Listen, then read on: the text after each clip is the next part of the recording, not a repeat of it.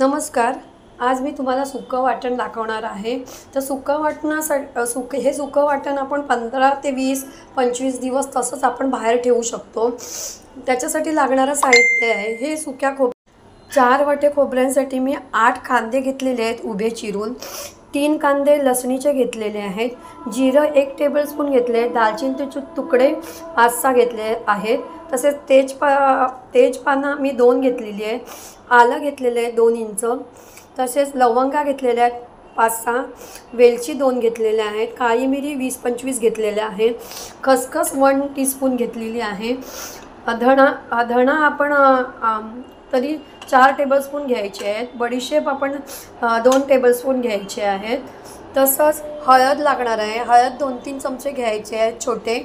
लाल तिखट मी घेतलेलं आहे कारण कलर येण्यासाठी. तसेच आपलं घरचं तिखट आहे ते घेतलेलं आहे. ते 4-4 टेबलस्पून घेतलं आहे. आणि चवीसाठी आपण मीठ टाकायचं आहे. आणि मीठ जरा जास्त टाकलं तरी चालतं कारण त्या वाटण हे आपलं टिकून राहतं. तर आपण सुरुवात करूया कसं वाटण करायचं आहे ते. सगळ्यात आधी मी कढई तापत ठेवली आहे आणि त्या कढईमध्ये आपण हे किसलेलं खोबरं आहे ते बारीक गॅसवर चांगलं भाजून घ्यायचं आहे. बारीक गॅसवर चांगलं भाजून घ्यायचं आहे. ते ब्राऊन जोपर्यंत होत नाही तोपर्यंत आपण खोबरं भाजत राहायचं आहे. अशा पद्धतीने आपण खोबरं भाजत आहोत. आपण बघू शकता खोबरं किती लालसर झालेलं आहे. अजून थोडंसं लालसर करायचं आहे म्हणजे त्या खोबऱ्याला तेल सुटेल. आपण बघू शकता खोबरं कसं छान लालसर भाजून घेतलेलं आहे. ते आता आपण बाजूला काढून घ्यायचं आहे. आता आपण ह्याच कढईमध्ये जे अख्खा मसाला आहे तो भाजून घ्यायचा आहे.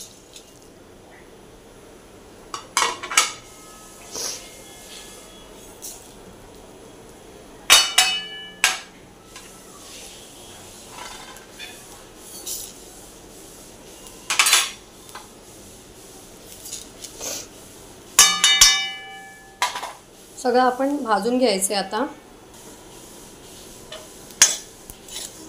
आता आपण हा अख्खा मसाला भाजून घेत आहोत.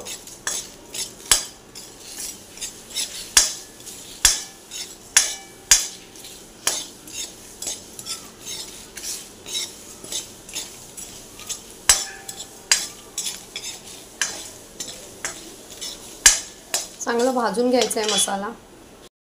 आता आपला अख्खा मसाला पण भाजून झालेला आहे. तो आपण एका बाजूला काढून ठेवायचा आहे. आपण थोडंसं कढईत तेल घातलेलं आहे. तर आता आपण कांदे भाजून घ्यायचे आहेत त्या तेलामध्ये. ब्राऊन होईपर्यंत चांगला कांदा भाजून घ्यायचा आहे.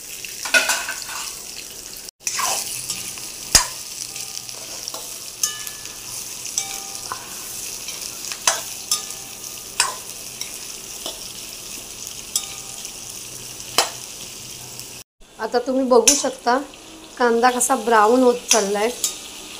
अजून ब्राऊन झाला पाहिजे. पूर्ण ब्राऊन झाला कांदा की आपण काढायचा आहे. तोपर्यंत आपण सुकं वाटण करायला घेऊया. जे अख्खा मसाला आपण भाजलेला आहे त्याचं आपण वाटण करायची पावडर.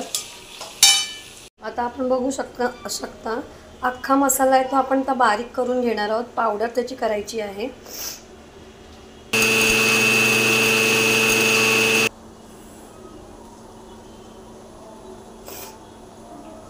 आता आपण जो अख्खा मसाला आहे तो बारीक केला आहे.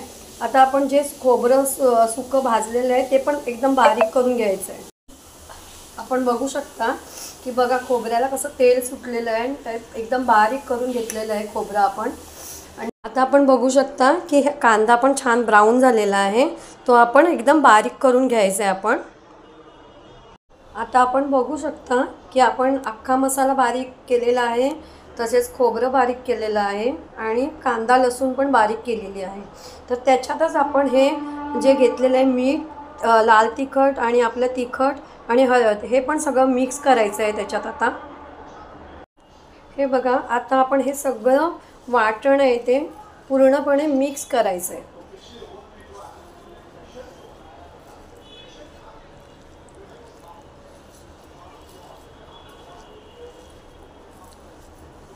हे बघा आता आपलं हे सुक्कं वाटण झालेलं आहे सुक्या खोबऱ्याचं आणि ते आपण 20-25 दिवस पण चांगलं असं काचेच्या बरणीत किंवा प्लॅस्टिकच्या बरणीत भरून ठेवू शकतो।